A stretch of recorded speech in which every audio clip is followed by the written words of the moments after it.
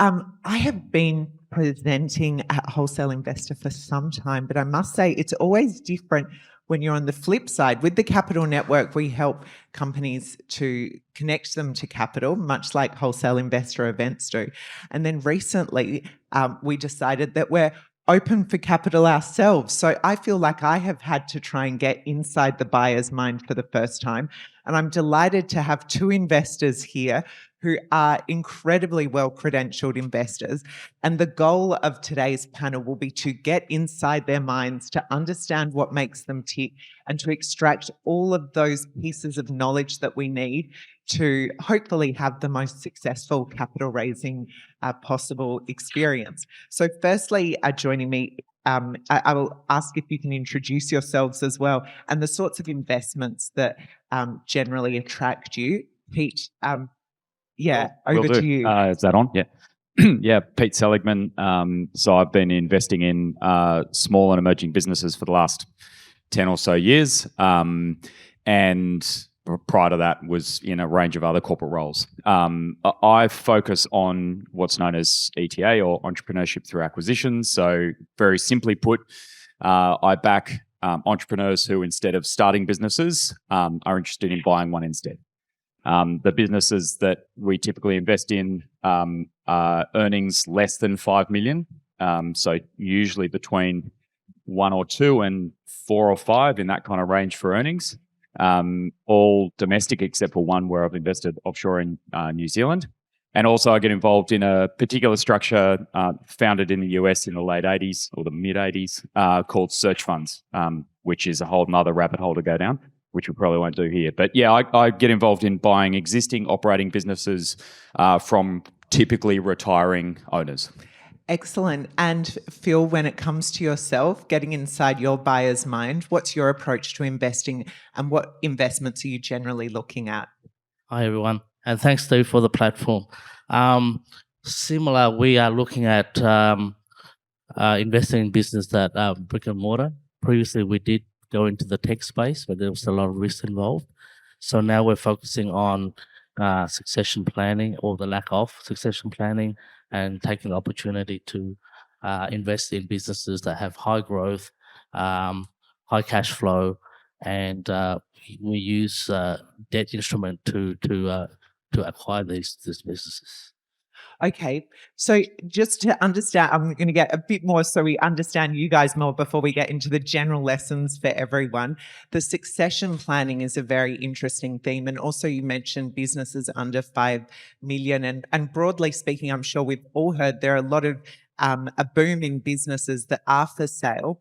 Pete, can you perhaps talk us through that global thematic? Because I've only heard these rumors, but what exactly is that? Are there more businesses for sale, and how does that impact you? Yeah, totally. So, I mean, everyone's heard about the silver tsunami.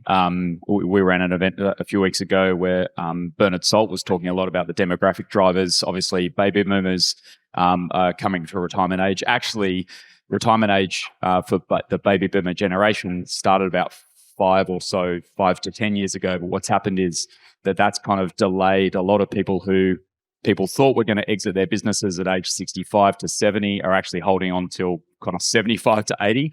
And we're starting to see that run through now. So we'd estimate that in Australia alone, businesses that have earnings between, say, 1 and 4 million, there's probably about over 100,000 businesses that are in that kind of range.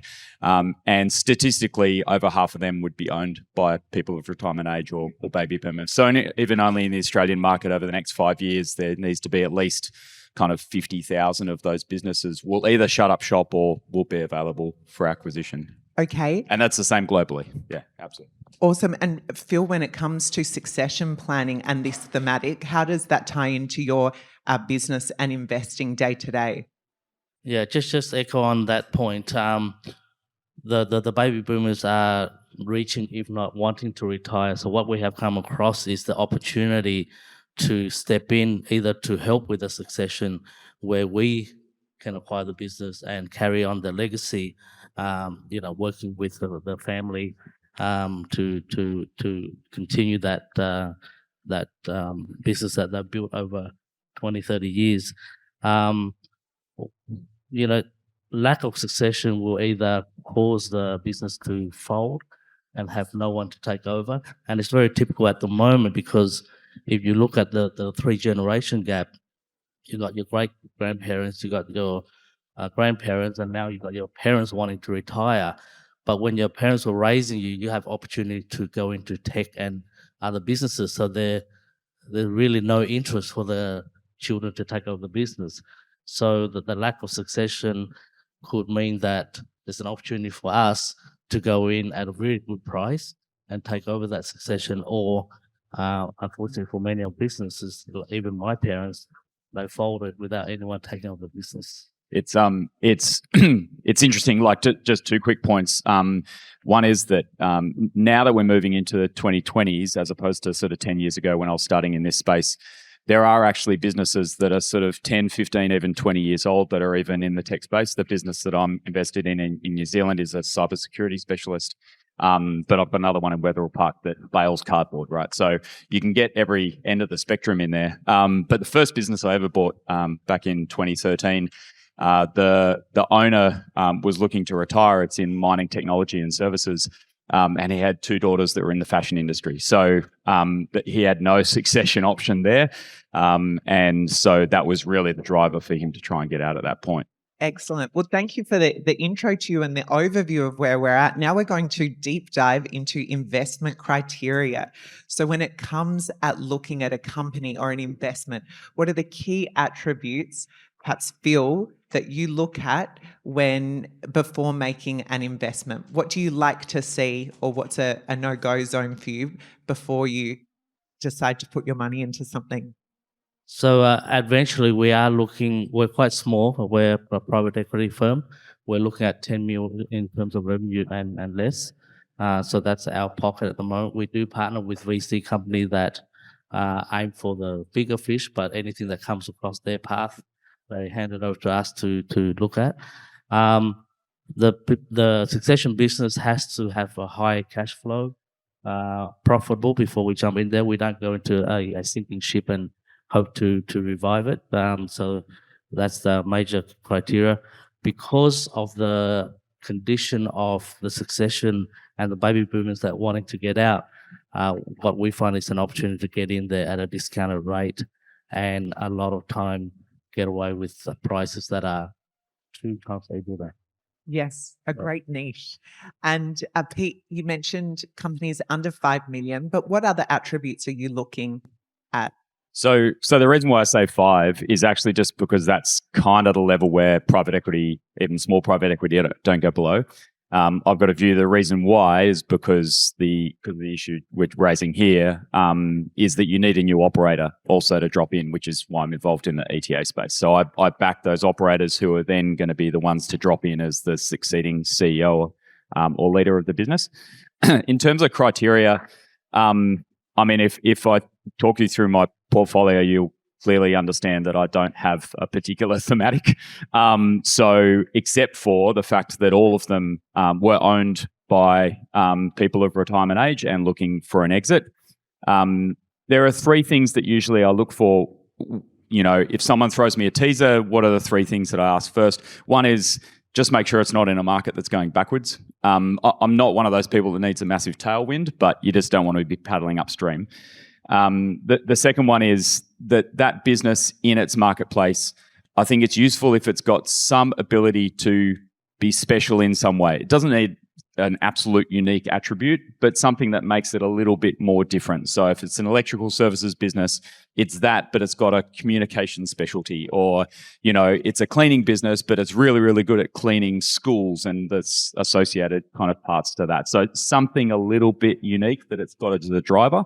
And then the third one kind of links to the way in which I invest, which is the new operator that's going to drop in. What is it that they can bring to the party? Because value creation in these, I mean, the multiples that we're referring to here are correct. So the acquisitions that I invest in, multiples between kind of sometimes sub 2, but usually kind of between 2 and 4 of earnings. The real value creation is not only the multiple uplift through growth, but actually the operational change. So we need to know that there's something we can actually do to it. Absolutely. Now, a lot is also, that's a great overview of the companies and investments that you're looking at. As we know, companies are run by people and much is said about management. I'm sure we have many founders in the room. Before you have, or while you're having these conversations with founders and management, what are you looking for to hear from them that is going to give you some reassurance that they're going to take care of your money and help grow it alongside of you? Sure. So the three questions I just gave you is like my first 5 minutes. As soon as I tick those boxes, the next thing that I spend all my time on is people. Kind of the third thing after that, after you're really sure, it's all the boring stuff like finance and legal and DD and all that kind of thing. But really, like the crux, I spend most of my time thinking about the people part. Obviously, in what I do, the person that I'm backing to come in new to the business is a big part of that process, and so really understanding who they are and what they can bring to the party is important. But then within the team, I think culture is really, really important, and it's interesting often. And I mean, I know we've got kind of startups and kind of growth founders in here. One of the things that I guess I'd encourage you to think about as well, but often what I find after we've gone in and bought a business that's been founded by someone and grown over a period of time is that next layer down, there's often some hidden gems in there that of people in those kind of sub-leadership positions who actually have more capability than they've been allowed to deliver over time. And that's because the founder is such a strong kind of character in that process, which they need to be in those first few years, right? But so what I try to do in the next part is spend as much time with the next layer down as possible. Yeah. That's very interesting. Extracting value from all levels, not just the obvious one. And Phil, how about yourself when it comes to founders and management? What are you looking to see or hear from them? Yeah. So at Venture Capital, we're lucky enough to focus on a niche, and that's family-operated businesses. You find that there's quite a small team, so there's not really a culture fit. But what we look for is the founders obviously want to retire. They have no children or no interested children to take over the business. So the next level mentioned here is who has been helping in terms of the operation of the business. Sometimes the founders wants to move on, retire, but feel bad that someone's going to lose the job, but then wrap it up. So we go in there and we look at who's been in the business that's helping out the founders, and you always find a middle-aged guy or girl that's been in the business for 20 years, helping the husband and wife run the business. And we work with that person to ensure that they're not going to lose their job and understand what skill and talent that they have or what's lacking in the business that we can inject our shared service model into the business to grow and continue that growth. Well, Phil, that's very interesting, but that also helps me lead into my next question, which is investing risks. I'm sure we've all heard that you shouldn't work with your family. And certainly when it comes to ASX listed companies, one of the worst things you can see is if a CEO has given a board a job to one of their family members. When it comes to the investments you're in, what do you consider risks, and what is a risky scenario for you to come across that perhaps you would warn others against or getting into? So once again, the niche that we get into, we don't encounter some of the corporate style risks, but more of other potential family conflict. If we take over the business, is there some rivalry that we're not aware of? So we make sure that there is no history of family trying to fight over the business or siblings trying to take over that hasn't succeeded. So they could cause quite significant risk.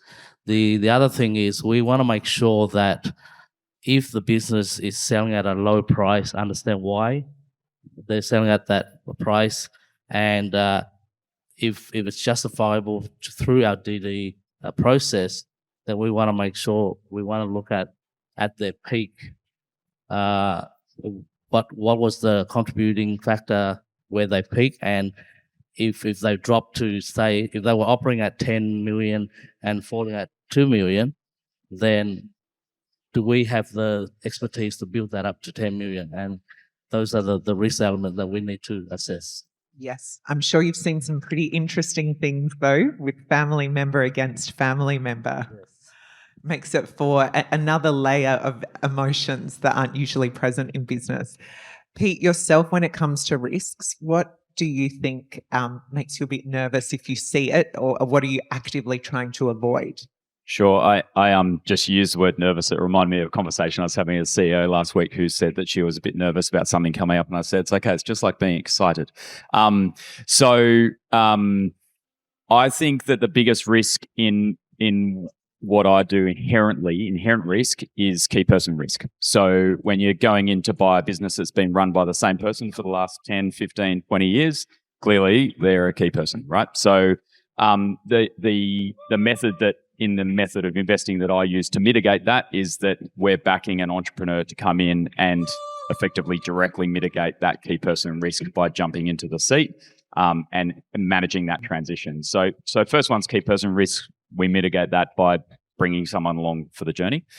The second one is probably mostly in transition. So I think, once you get through, say, 12, 18, 24 months post-acquisition, most of the risk then just becomes normal business as usual risk. But in that first 12 to 24 months, it's highly likely you're going to get punched in the face. And it'll be usually, unfortunately, something to do with what the vendor did, meaning like the seller did in the 12 months leading up to completion. So it'll be something related to working capital, or it'll be something related to a major customer contract, or something related to that next layer of people departing or transition or turbulence in there. So I think, the second layer of risk that we spend a lot of time thinking about is that transition of ownership and that kind of 12 to 24 month period, which is really, really critical. Yes, some very helpful risks to understand there. I want to ask you if you can give, and I'm sure many of us can relate to those risks. If you're a founder, you take too much on board, or if you want to ask a family member to help you, but you think, is this going to come back and bite me in the future if they say that they want to claim my business? Are there things that founders or owners of businesses can do or should do earlier on in the process before considering a sale that would help them position their sale better to you? Yeah, absolutely. So I think if you're thinking about going for an exit, your runway should be at least 2 years, if not 3 years out. You need to be thinking a long way ahead so that you can get everything prepped, and there will be things that you can do in that period of time to prepare yourself a lot better. I mean, it's no different to selling your house, right? If you turn up on the weekend and say, right, we're going to list it for sale, there's a whole bunch of stuff you could have done that would have made it a lot better to sell, right? So think a long time in advance, and on not just 12 months. Like, it needs to be 2 or 3 years in advance. I think trying to make yourself redundant is a really, really important job anyway. So even if you're thinking about staying for a long period of time, you should be constantly working on how you can make yourself redundant. I think that's super important. Then the third thing would be whether or not you directly learn it or you find someone that you can trust that knows it. Make sure you actually understand what a business sale actually looks like. Most of the people that we buy businesses off have a really, really well-intentioned, loyal tax accountant. And it makes it really, really difficult to successfully make your way through a transaction when on the other side is a really good tax accountant. And what you actually need is a really good kind of corporate advisory person that understands things like working capital mechanisms and valuation principles and due diligence and all that kind of stuff. So that'd probably be the last thing, is like the game that you're going to need to play during your exit is completely different to any other game you've played before, unless you've exited before. But it's a brand new game. That's fascinating, and making sure you have the right people around you in more ways than one. And Phil, how about yourself? I think this is such valuable information. If you were to, speak to someone who's at the beginning of their journey, what are things that they can start to do now if they want that exit in the next 2, 5, 10 years? It's an interesting question, because some of the business that I have come across, and in the generation that we're looking at, the economy is still very cash based. So when I approach a business owner and they're ready to sell, and then you give them a low valuation, and they say, "Why so low? I'm earning $2 million a year." But what they don't disclose is 500,000 of that goes in the back pocket due to cash. So I love the conversation. Give me 2 years. I'm going to start declaring everything to increase the valuation, and that conversation. At the moment, I think the cash and electronic payment is now almost 80%, and the government's trying to drive that to zero cash. But in the generation that we're looking at, it was mostly cash, and the valuation of these businesses are very low. And one of the preparation that a lot of business before they sell is to actually declaring a lot of those underpaid cash. Yes. And just a question when it comes to family, that you're working with many of them. Do you think there's something that they should be doing at the beginning of their business journey in terms of, or even your views on partnership agreements and really legal frameworks in business? Does it make it easier for you then to do that deal when they're in place? Well, we actually operate on the flip side. We target a business that actually fail those Oh, there you go. those An partnerships. opportunity for you. Yeah, so we see a lot of family dispute that makes the business fall apart. Partnerships, friends, best friend going into partnership with each other. I think in the startup space that happens a lot.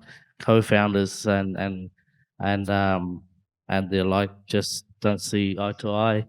But they're the target for us. It's an opportunity. It's a risk for the business falling apart, but it's actually an opportunity for us to get in there and use our shared service model to revive the business and take over the business from that point of view. I bought my first business with a really good mate of mine, and because we'd both seen that kind of thing happen, like our principle was the stronger a relationship, the bigger the documents, right?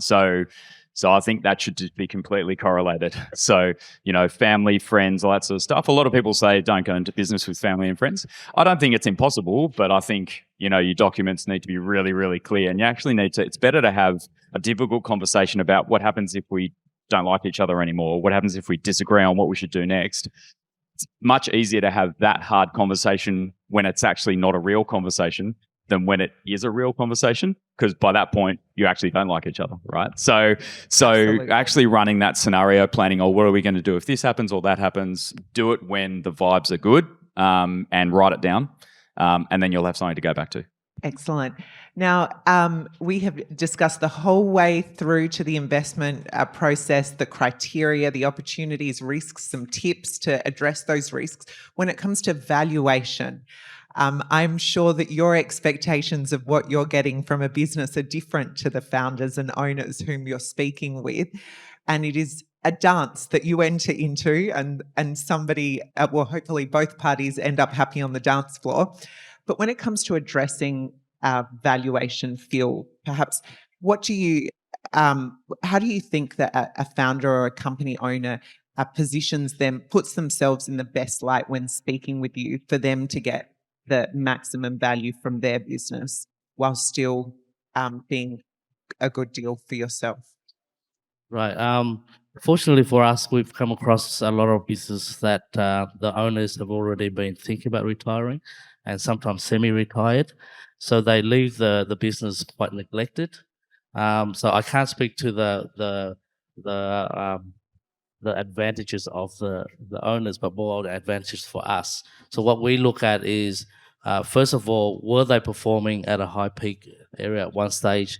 And using the expertise that we have at Venturely, especially our shared service model, if you look at any particular business, you have finance and accounting, marketing, IT, and in our case, investment. So we have those shared service model within our team, and if we can plug that into a business, then that becomes a very viable investment for us.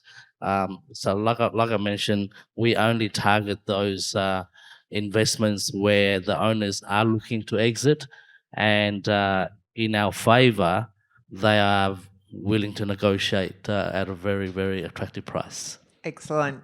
And how about yourself, Pete? Valuation. Yeah, so my first comment would be whenever I speak to a potential or an owner or potential seller, I ask them how they're being advised. So to my earlier point, I think entering into a negotiation with someone that's either not advised or poorly advised is really, really difficult. It's like, speaking two different languages. So that gets really difficult. Even then, when they get to the point of being advised, like all of the businesses in the area that I'm involved with will trade somewhere between 2 and 4 times. I mean, it's just the reality of the risk profile they are, the earnings margin that they've got, and the growth profile that they're likely to have. So it'll be somewhere in that range. Some will be slightly higher, some will be slightly lower, but you end up somewhere in there. So actually, it's interesting it's less about headline valuation. Usually the negotiation, it's around structuring and various other things that will come into it. Earnouts are a real thing, and they happen in pretty much every deal. The percentage is kind of marginal, and the KPIs are kind of different each time, but earnouts are a real thing, and they're a really important factor to bridge that gap between buyer and seller expectations. Working capital is material to acquisitions with valuations at this level. And so it's something that often people forget about. And I was on my way here speaking to one of my CEOs about a bolt-on. And again, working capital is pretty much the biggest part of that discussion. So working capital is really important because it does impact valuation, completion mechanisms, that kind of stuff. So headline valuation is rarely a big topic of discussion because, like, if they've got some ridiculously high expectation, that the conversation stops pretty quickly. So you usually end up in about the right band, and then it's a question of structuring. And that's where, again, if they need to be well advised, because otherwise it's difficult. And I'd prefer for them to be very, very, very well advised than for us to feel as though we're going to get some great deal because they're poorly advised. It actually ends up worse, right? So fantastic advice. You've given us so much, and I'm going to ask you to, which is a struggle, to summarize it all into the one piece of actionable advice for founders or business owners, one thing that they could do to position themselves better in your eyes, that is something they could perhaps do today to just position them a bit better for tomorrow. Phil, how about yourself? I think a lot of Asian culture, they tend to sell the business when they're going broke. So when they hear a business for sale, they're thinking, why are they selling it? Are they going broke? So my advice to the businesses that are thinking about selling, and plan ahead. Make sure that you're not putting cash in your pocket. Everything is declared so that when it comes to due diligence, everything's on paper. The accountant will show the numbers that reflect the valuation, and make sure that there's a succession plan in place, not lack of. That's where we come in and take over. But I think overall, you sell at your peak, and I think most of the people in the audience know that. Brilliant. And Pete, one piece of advice. So if you're selling, it means you're not raising growth capital, right? So there's a big difference between the two. If you're going to sell, you need the value of your business to be high, not the value of you to be high. So if I've got one piece of advice for anyone that's thinking about exiting, which is different to raising growth capital, you need to make yourself redundant. Excellent. Well, I think that sums up very nicely the whole process and so many considerations. Thank you so much for your insights. And I hope everyone has found that very valuable. Please join me in thanking Pete and Phil. Thank you.